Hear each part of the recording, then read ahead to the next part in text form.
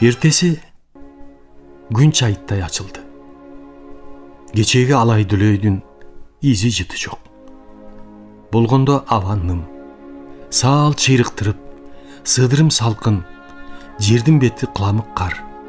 Бирок тоо башкача. Эски кийим ордуна жаңы кийим кийинип, сүткө чайынгандай таптаза.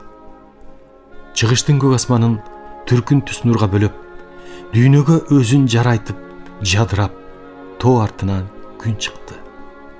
Аксайдын адырмагы, чыбыры, андан төмөн агылган жайык талаасы, алакандагыдай учу кыйрына чейин көз алдыда. Айрыкча Манас атанын керме тоосу түн ичинде жакын жылып келгенсиң. Ишене албайсың. Бирок көзүң көрүп турат. Боорунда туулуп өсүп, эми боорунда тирилигин кылып жүргөн перзенттерине кайрат бергенсиң. Тоолор жакын келиптир. Ошол үчүн баштагыдан бийик, баштагыдан улуу көрүнөт. Көкүрөк керип бараанданат. Сыртка жаңы чыккан балдар тоолордун залкарлыгына, сулуулугуна, улуулугуна таң калып, сыймыктанып карап турушту. Күн нуруна чайынган тоолор ушул саатта алыс да, жакын да, сүйкүм да, сүрдүү да көрүндү. Рас, ал күн Аксайга жаңы таң атты. Жер кичине тоо орсусун деп балдар айдоого шашпай чыгышты. Ага чейин аттарын кашып тарап, сергитип, жабдыктарын тууралап, нымдашкан сулууну күнгө жайып, майда чүйдө иштерин бүтүрүштү. Күн батылы ысыды. Балдар аттарын коштоп, соколорго жөнөштү. Соколор жерге батып калган экен. Үчөөлөп, ар бирин бирден оодарып, тиштерин тазалап, дөңгөлөктөрүн майлашты. Анан аттарды кошту. Бүгүн бул айдоону бүткүдөй болушса, эртең жаңы айдоого түшмөк. Иш эпкиндүү башталды. Кызуу жүрдү. Түнүндө эс алып, эрте менен кашынып, тазаланып, бой жазып алган аттар соколорду тың тартышты. Камети чыйралып, ишке кадимкидей көнүп калыптыр. Оор ишке мал деле болсо, көнүшү кыйын. Көнгөн соң иштин оордугу анча сезилбейт. Кечээ күнү жандүрөп жакшы эле айдашкан экен. Азыр сыдырымга жер бат тоорсуду да коңторулгандын катпады. Желдеген соң күндүн ысыгына майдаланып жатып калды. Айдоонун сапаты ушунда. Бүгүн күндеги оңунан берди. Ишиң шыр жүргөн, жашоо тиричилигиңдин маңызы дааналанган, турмушуң жөнөкөй, сонун көрүнгөн күндөр болот эмеспи? Кыштын кыраган чилдесиндеги кыйналган мээнет бекер кетпегени ушул. Соко жерди чытырата тилип, дүйнө кенен, көңүл чак. Бүгүн Эргеш менен Кубаткулдар келип калар. 5 соко, 5 кош деген оңой күч эмес. Десант деп ошондо айтса болот. Анан үрөнсээп, маласын тартып сал да, баба дыйкандан түшүмүн тилеп жата бер. Жаздык буудайдын да ууздай болгон өзүнчө касиети бар эмеспи? Чекиш Биргат айткандай, жаздык буудай түшүмдүүлүгү жагынан гана күздүктөн калбаса, нанынын даамдуулугу күздүктөн артыкча. Баба дыйкан жамгырын кенен берсе, ушунча мээнет сарп болуп, маңдай тер төгүлүп жаткан соң жамгыр деле аянбас. А көрө, тияктагы согушуп жаткандар бекем туруп, кетенчиктебей илгерилесе, кийин бу жаздыктын нанын жегенде тамакка түйүлбөгдөй болуп, абийир менен душманды сүрүп турушса болгону. Ошентип балдар тилкени 2 тилимден кеңейте беришти. Алдыда Султан Мурат, андан 200 кадамча артта Анатай, жарым чакырымдай кийин жакта Эркинбек. Жон нымшытып, күн ысып келатты. Түндөн калган кыламык бат эле жок болуп, адыр дөңдө жашыл раң жылбырскалана түштү.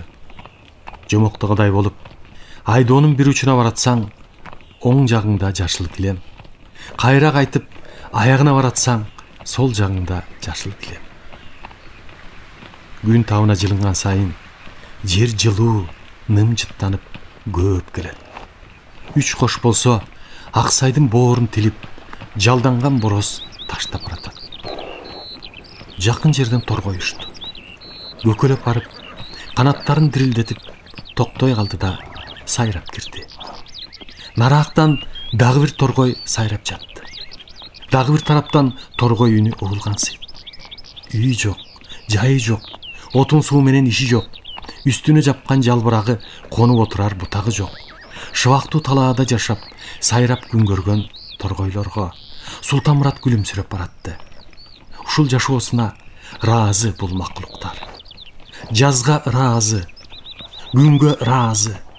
Башка эчтеменин кереги жок. Кечеги алай дүлүйдө булар кайерге жашынышты экен? Иптеп түнөп чыккандыр. Мына эми анын баарын унутуп сайрап атышат. Адамдын моокун кандырат, сезимин козгойт.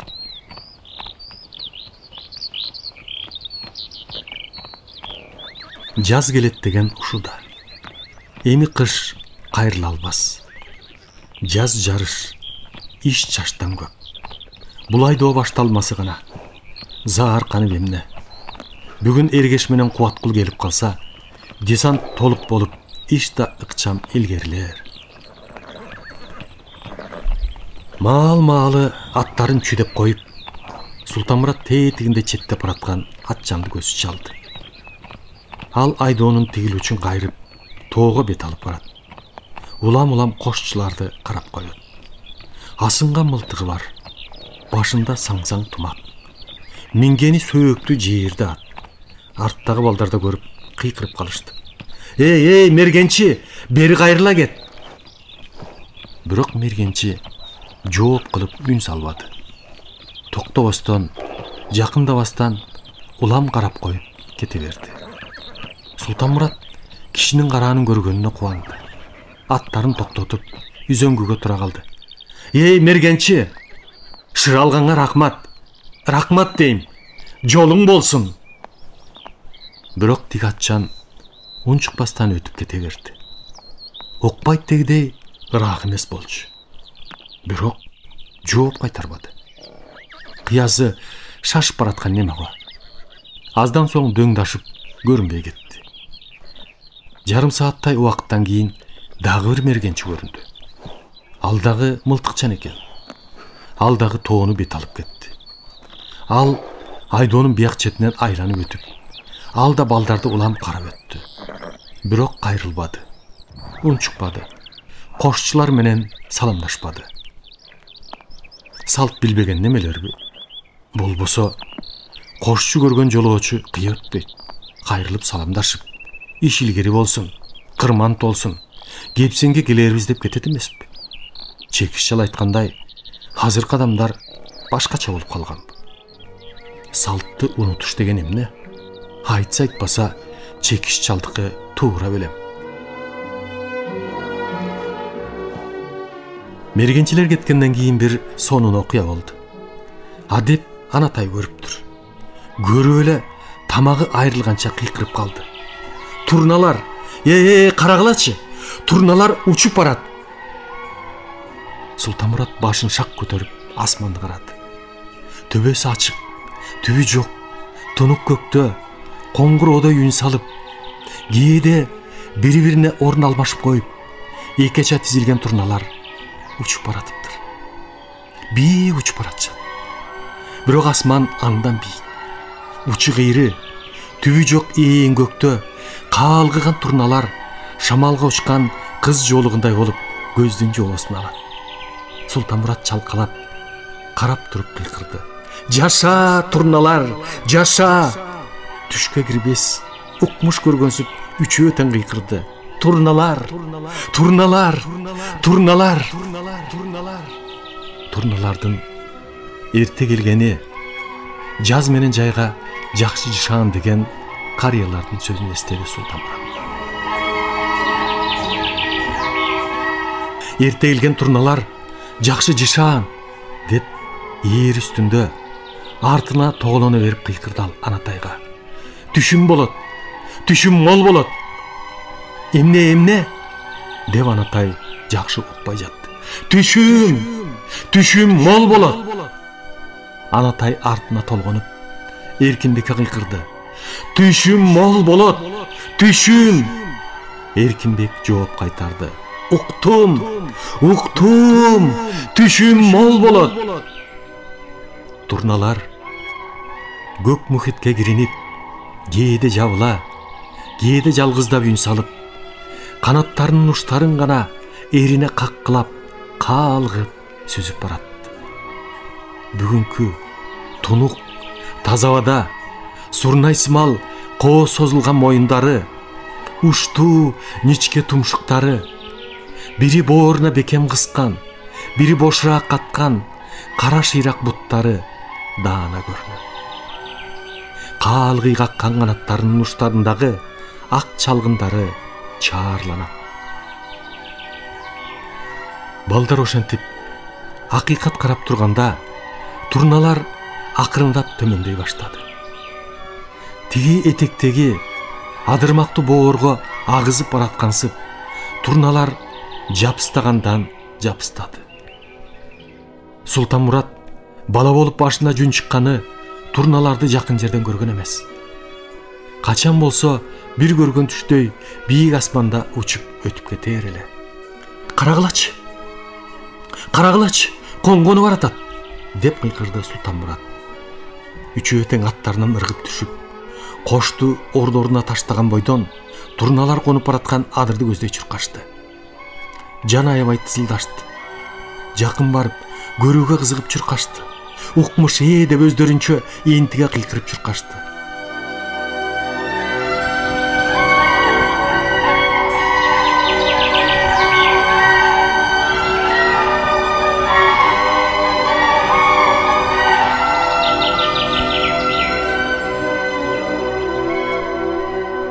Андагы Султанмураттын чуркаганы согончогу жерге тийбей дикилдесе, жашыл граң жамынган жер алдын тосо жылып келаткандай.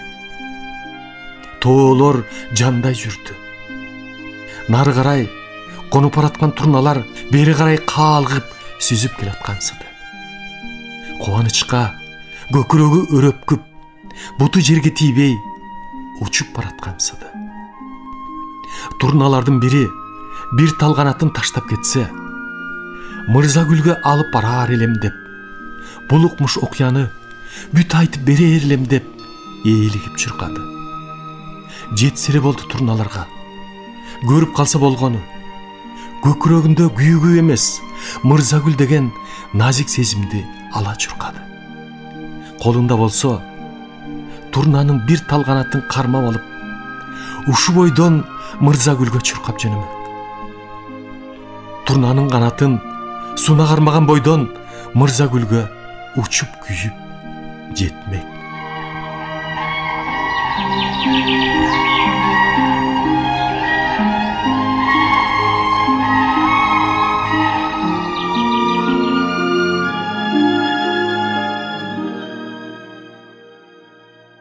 Балдар тызылдап чуркап баратты.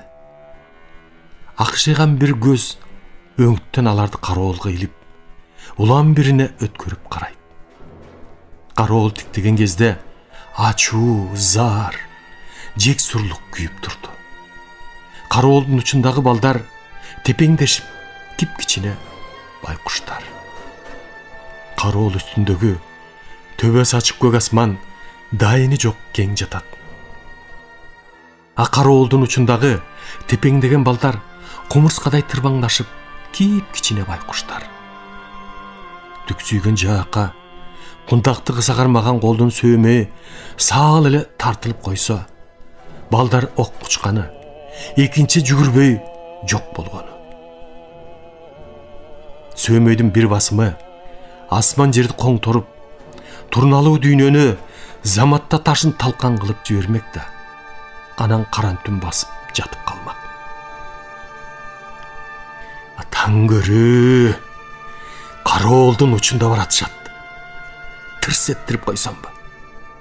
кыңк ете албай жалп етишсин, деди кароол шкаалаган киши демин чыгарбай.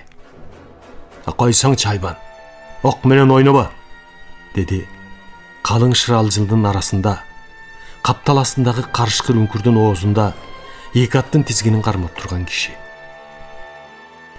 Мейлеп аткан киши жаак эттери буржуктанып, балдарды кароолдон кетирбеди. Башыңды чыгарба дейин. Аттарды кармаган киши киркиреди. Чуркап, ойноп алышып, кайра кетишет да. Сага эмне жок? Тиги көнөр эмес. Кундакты түктүү жаагына такап, турна кубалаган балдарды кароолдон чыгарбай, кармаганына маашырланып жата берди. Балдар кат кырып чуркап баратат. Кубанганын кара деп, бу кишинин жини келип жатты. Кайсарына күлүшөт экен, кайсы жыргагана кубанышат экен. Атаңдын көрү. Кошчу балдар бир топ жерге чуркап барышты. Анан бир белге чуркап чыкканда, турналар кайра көтөрүлүп калганын көрүштү. Конбой коюшканын карачы. Же конгону баратканы төгүм беле. Энтиккен балдар эс алып туруп калды. Султанмурат дагы нараак чуркап барды да, каалгып, көкөлөп бараткан турналарды узата караган көздөрүнө жаш толуп, токтоп калды. Балдар кайра кайтып, кош айдоону улантты. Күн жакшы тийип берди. Түштө колхоздон араба келди. Аттарга чөп, балдарга картөшкө, эт, ун, отун ап келиптир. Чекиш бригад Эргеш менен Кубаткулду кошмошу менен алып, балдар капа болбой чыдап турсун.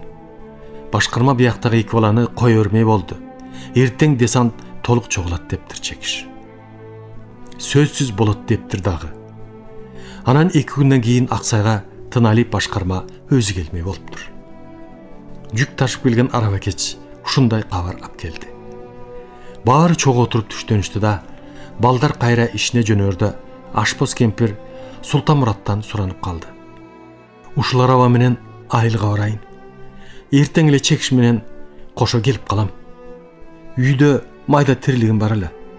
Анын үстүнө самын ала келбесем, баарыңар кир деп кеттиңер. Силер ач болбосун деп бир казан нан жаап койдум. Көжө бышырып койдум. Курсагыңар ачканда жылытып ичкиле. Султанмурат кое бергиси жок эле. Аргасыз макул болду. Чоң эле кишини тыйып, талашып отурмак беле. Ошону менен балдар айдоосуна кетти. Күн батканча айдашты. Кеч киргенде ошол тилкени бүтүрүштү. Айланта карасаң, аябагандай көп жерди коңторуп салыптыр. Балдардын биринчи айдоосу. Алдыда канча айдоо жатат. Бирок иштин башталышы бар. Башталышы болбосо, уландысы кайдан болмок. Күйгүм талаш акыркы борозду тилип чыгышты да, кайрылган жерлердеги алаларды терип айдап, анан токтолбостон соколорун жаңы тилкеге өткөрүштү. Эртең жаңы айдоо башталат. Аттарды чыгарып, станга келгенче каш карайып кетти. Кемпир жок. Стан аңгырап ээн. Каруу кетип чарчаган балдар шашпастан, камыттарын чыгарып, үйдөгү орундарына бөлөк-бөлөк жайгаштырып, 12 атты акыр ордуна пайдаланып жүргөн чөп салынуу арабага 2 беттеме тизип байлашты. Эрте менен эрте туруп, аттарын кашып, сугарып алып, кайра ишке жөнөш керек. Караңгыда карайлашып, бети колдорун жуунушту.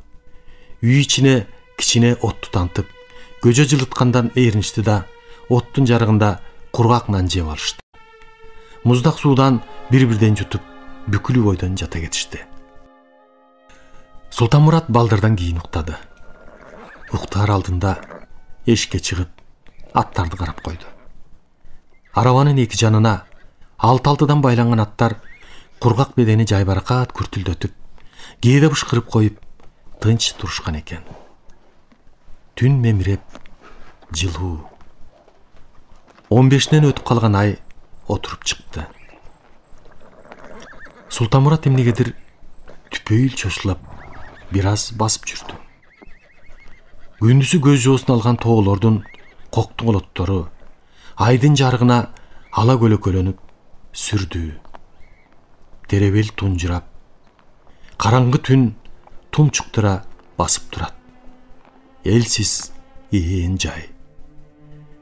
Бүгүнгө чейин иш менен алек болуп жүрүп, иштеп келгенде күп жыгылып, тырп этпей таң атканча уктап калып жүрүп, түнкүсүн бултарап мынчалык сүрдү болоорун байкабаган экен.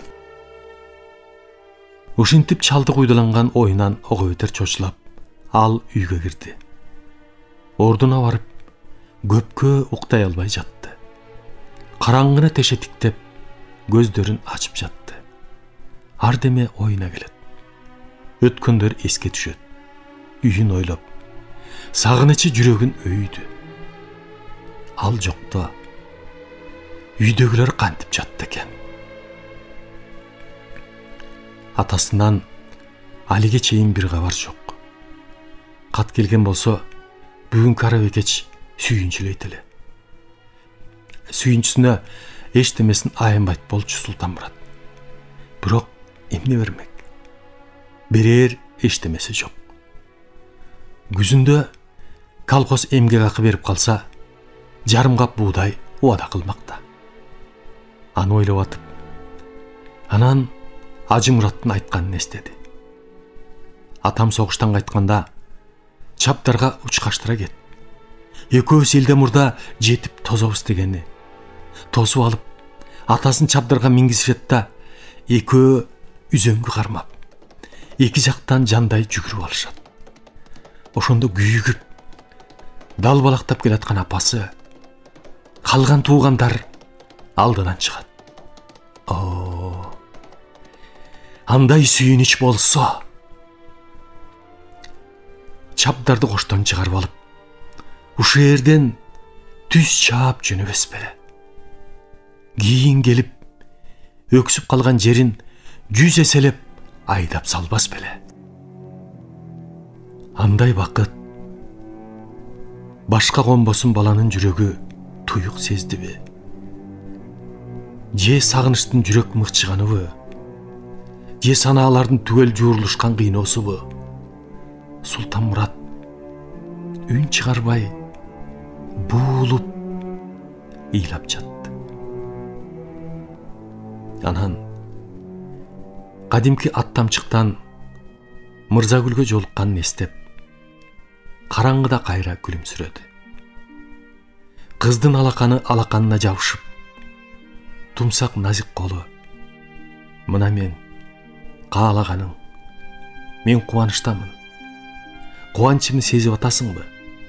Деп тилсиз айтканы азыр болуп тургандай туюп жатты.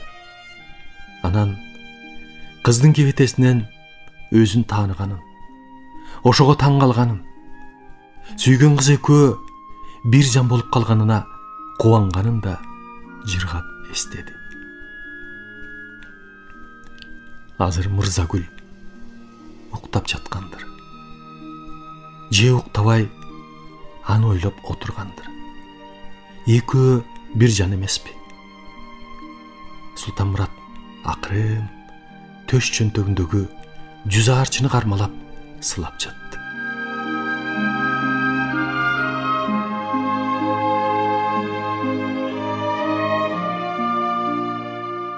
Ошентип жатып, кантип уктап кеткенин өзү билбей калды. Тырп этпей уктаптыр.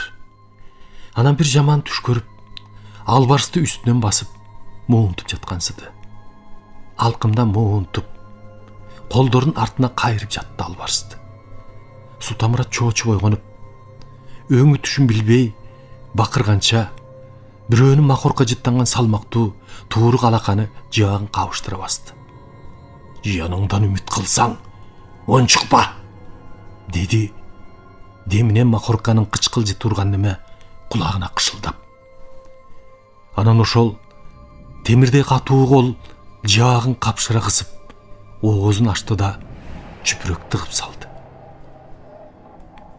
Султанмурат эсине келип, эмне болуп жатканын баамдагыча эки колдун артына карыштыра байлап салды. Султанмураттын азабой муздак тери басып, өзүнөн өзү калтырады. Булар кимдер болуп кетти? Эмне үчүн байлап салышты? Мунусу бүттү, деп күбүрөдү алиги кышылдак беркисине. Кана, эми тигилерди. Караңгыда Анатай жаткан ныптада алышып калышты. Анатай бир кыйкырып туйлап калды. Бирок аны да байлап салышты окшойт. Үнү чыкпай, күшүлдөй дем алганы угулуп жатат.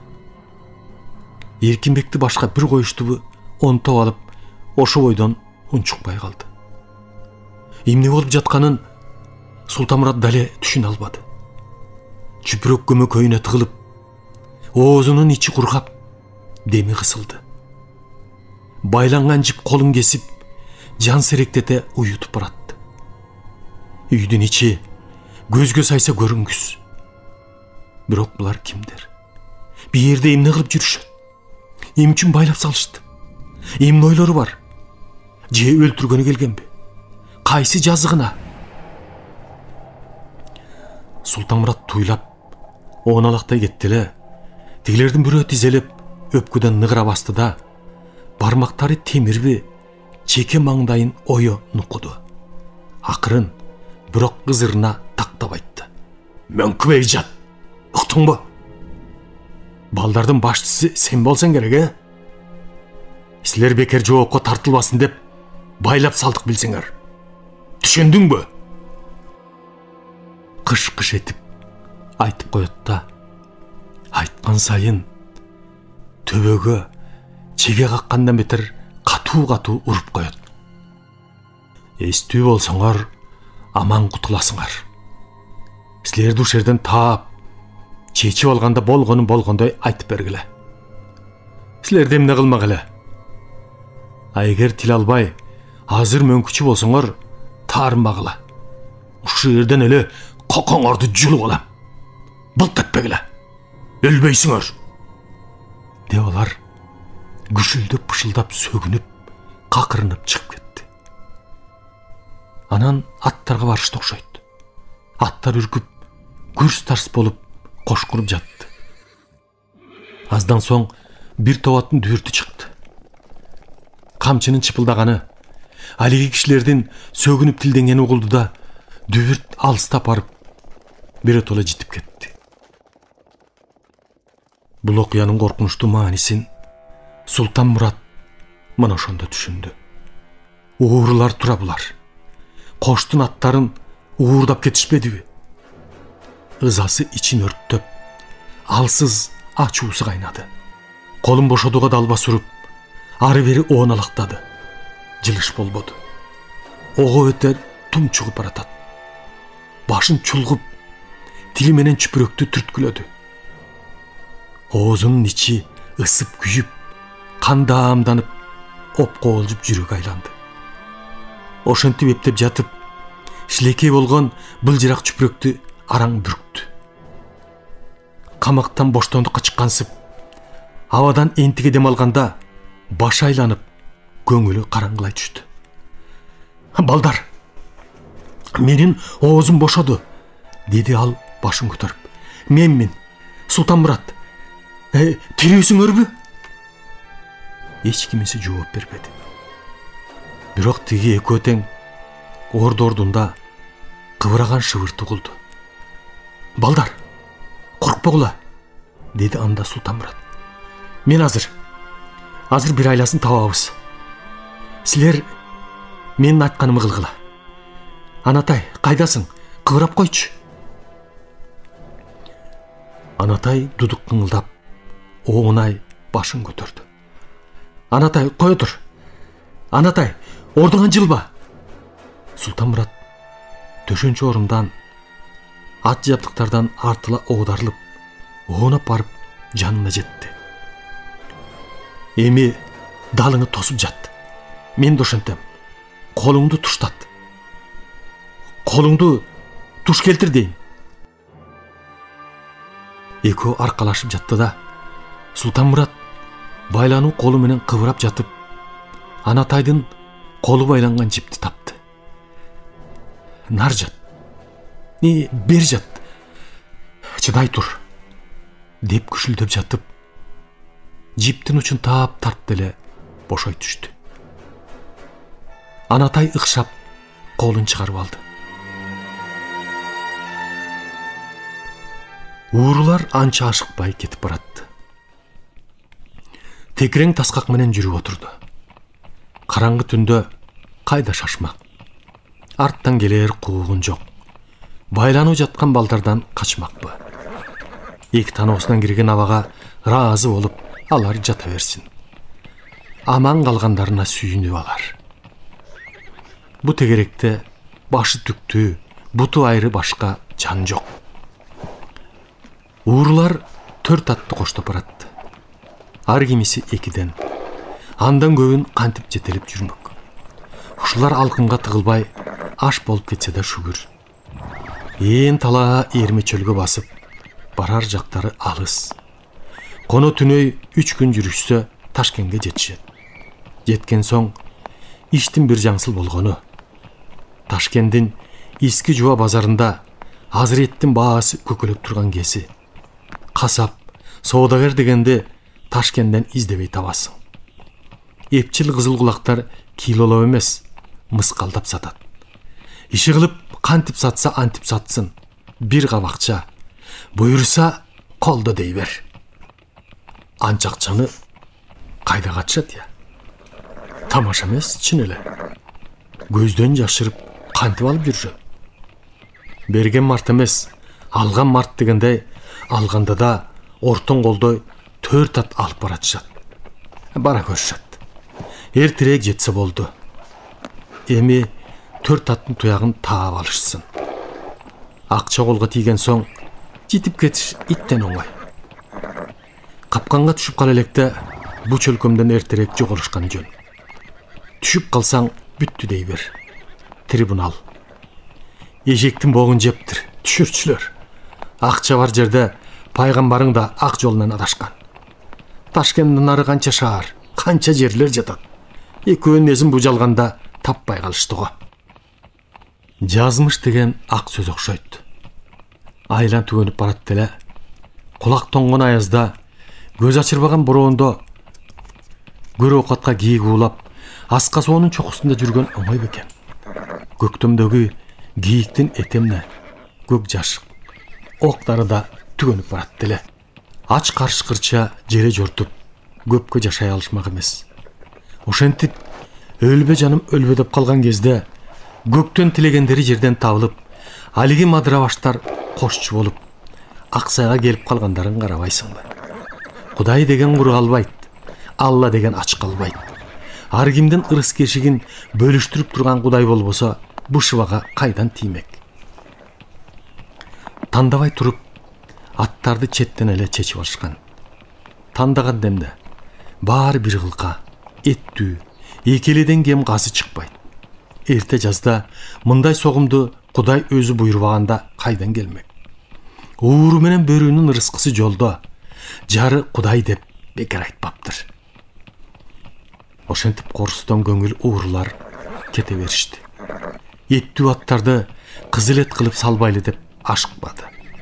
Мындай согумдар Иски Жуба базардагы касапчылардын үч уктаса түшүнө кирген эмес. Мына согум. Ач көз сараңдар, кел акча.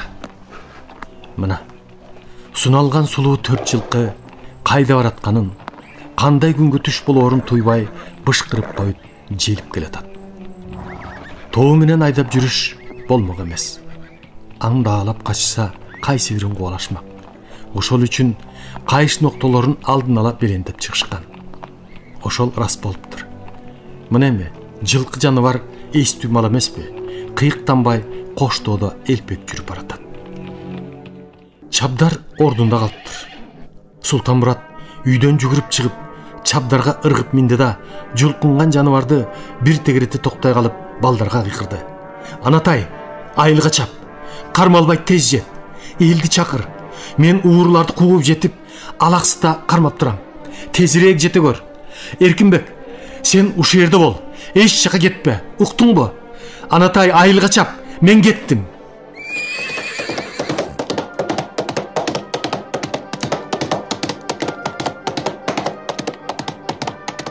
Жана дүрт кеткен тарапқа чабдардың оғызын қой берді. Алға чабдарым, алға жан бірге жануарым, қуып жет уырларды. Мен жығылбайым, мен өлбейім, менден қорықпа, өзіңе қуат берсін. Чурқа жануарым, өлсек бір өлөбіз. Ылдамырақ чабдар. Түн қараңғы, мен көре албайым, сен көресің. Тайманбай жаның дұры, аянбай күрпен құлач кер жануарым. Ушунча алыстап кетишти бе? Алды жақтан бірдеме қараандайбы? Түпүйгөн қараан жылып бараткан сыйды. Кайерге жетишти экен? Колдон чыгарып жибербесек экен? Алгала чабдарым, алгала. Мүдүрүлбө, сүрдүкпө. Эки көзүң эки көзгө шам болсун жануарым.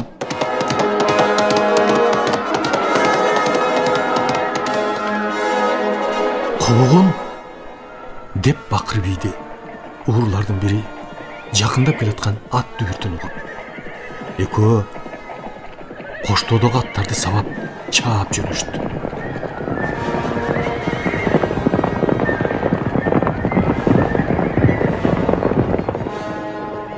Эми куру сана менен баюу бүттү. Же бар, же жок. Эми жоголуш керек. Эми куйрукту кытчып качкандан башка арга жок. Аттарды башка көзгө чапкылап, бирин бири шаштырып, урушуп сөгүнүп, жандарын ала качты. Көп аттын дүбүртүнөн жер дүңгүрөдү. Ат жалында, ат жандын кулак учунда шамал ышкырды. Караңгы түн жээги жок. Шары катуу кара дайра болуп, бет алды каршакты. Токто, кутулбайсыңар. Токтогула!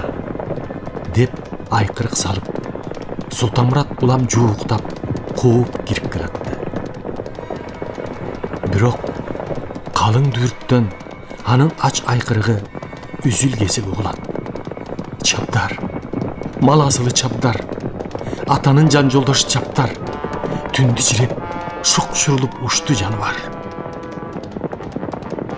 Булак сайдын этегин баскан караңгы түндө бүдүрүлүшкө да, кууганына жетпеске да акысы жоктой окторулуп чуркады. Султанмурат ат коштоп өксү чапкан ууруларды бат эле баса жетти да, окчунураактан жандай чапты. Таштагыла аттарды, таштагыла, коштун аттарына тийбегиле деп кыйкырды. Уурулардын бири коштогон эки атты алдыңкысына тапшырды да, Султанмуратка атырылды. Аттан оодара тээп өтчүдөй жутунду. Бирок чабдар буйтап жолотподу. Жайлачудай кууган уурдан буйтап, Султанмурат тобатты коштогон уурунун алдын турой аттарды кайрый чапты. Кайра артка деп кыйкырды. Жалаба, жайлап салам деп күркүрөйт ууру. Бирок Султанмурат көгөрдү. Алдын туруп кайрый берди. Ушинтип кайкып учкан топ канаттуудай кайрый сала чаап баратышты. Алиге артынан кууган ууру жете келген сайын Султанмурат тобаттын нары капталына чыгат. Аякка барса бери капталына чыгат. Иши кылып түз качууга ууруларга жол бербеди. Ошондо караңгы түндү жаңыртып, мылтык тарс этти. Султанмурат мылтык үнүн укпай калды. Жарк эткен оттон Аксайдын түн баскан жайыгы, жанынан чаап өтүп бараткан топ аттардын карааны, сереңдеген эки атчан көз ирмемге жарык боло түшкөнүнө таң калып, ою жыйналбай аттан учуп кетти. Ташка урунган мүрү какшап калганын да сезбей, ордунан кайра ыргып тура калганда, астындагы аты мүдүрүлбөй эле ок учканын билди. Чабдар башын жерге ургулап, коркурап, чаап бараткансып, төрт аягы тыбырлап жатты. Жаны кашайган Султанмурат ойлоп карап турбастан Уырлардын артынан чуркады. Токто! Кутулбайсыңар! Кууп жетем! Чабдарды эмне өлтүрдүңөр? Атамдын атын эмне өлтүрөсүңөр? Эсин жыйбай, аргасыз ачуу калдырып, атчамдарды кууп жетчүдөй, кайрып келчүдөй болуп, Султанмурат жиниге чуркап баратты. Дүбүртү улам алыстагандан алыстап, уурлар кылч айбастан кетти. Султанмурат ага көнө албады. Кууп жеткиси келди. Өрт алгандай бүткөн бою, бети колу күйүп жанып, чуркап баратты. Жана аттан жыгылганда, кыр таштарга алдырган колу менен бети ысып күйүп, улам чуркаган сайын чыдатпай ооруду. Акыры күйүгүп, эт бетинен 2-3 ала салып кетти. Жүрөгү мыкчылады. Бул тунжураган дүлөй караңгыны жектеп, көзүнөн от чагылып, жанына баткан оорудан онтоп, оналактап жиберди.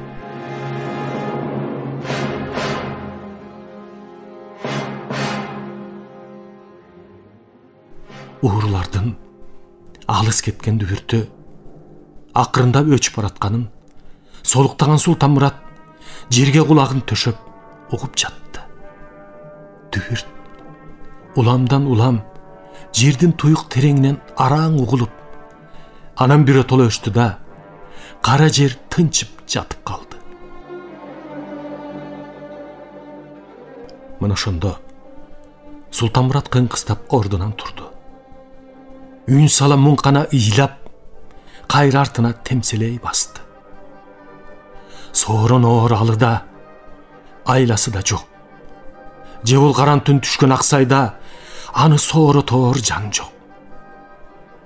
Согуштан кайткан, атасын тосуп чыгаарда, уч каштырып ала барам деп, Ажы Муратка берген убадасын эстеп алып, ого бетер мууну бошуду.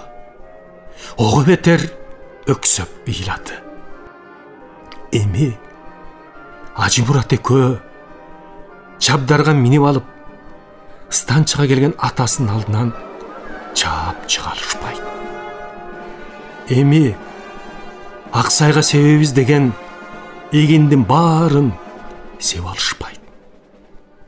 Диштери жаркылдаган соколорун сүйрөтүп, айылга салтанаттуу кайтар күн эми болбойт. Мырзагүл эми кубанып көчөгө чыгып тоспойт. Султанмуратты көрүп, сыймыктанып турбайт.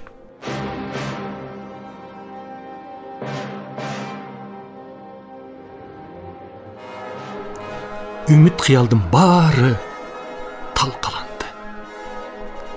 Ошол үчүн ыйлап баратты. Жел жеткирген жаңыганын жыты каңыл жаарын жарып, араанын козгогон сайын улам кара тумшугун жаланып, ач карышкыр күрпөң жортуп келатты.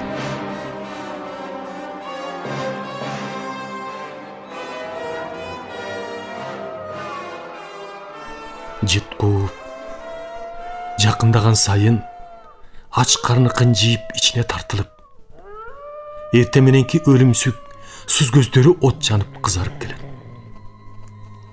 Кыштан арык чыккан, кылкаңдаган, каманжалдуу дөбөт карышкыр эле.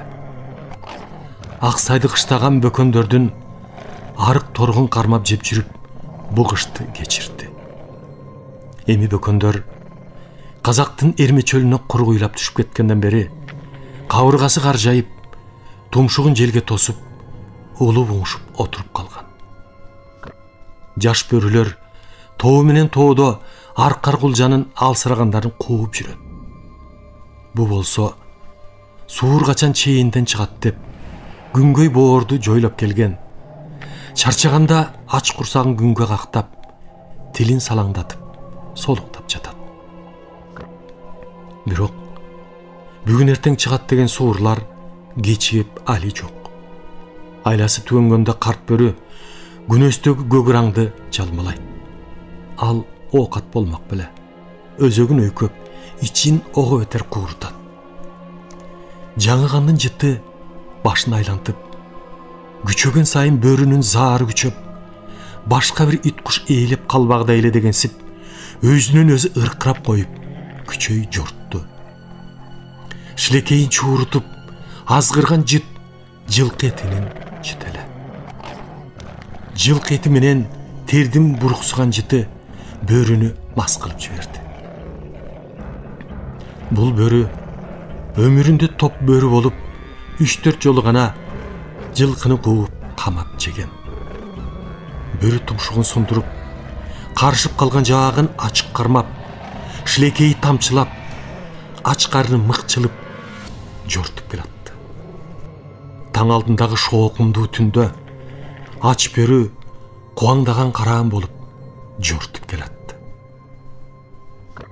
Ушу жутунган боюнча боюн токтотпостон барып, өлүк жылкыга тиш салмакчы болду. Бирок куу бөрү көнүмүш сактыгына салып, шилекейин жалана, боюн зордоп токтотуп, өлүктү бир айланып чыкты. Жылкынын өлүгүнүн жанында адам турганын көрө сала, бөрү селее токтоду. Адам чоочуп тура калды. «Эй!» деп Султанмурат тап берип жерди тепти. Карышкыр кетенчиктей секирди да, койругун такымына кысып, четке жылжый басты. Жолу болбоду. Адам турат. Адам этке жолотпойт. Бөрү жортуп саал алыстай берди да, тык токтоп, ыркырап адамга кайрылды. Көздөрүнөн көк чаар учкундар чачырап, кылкан жалы түксүйдү. Башын ийнине ката жыйрылып, азууларын шакылдата арсайтып, жаалы көзүнө чыгып, акырын жакындай берди.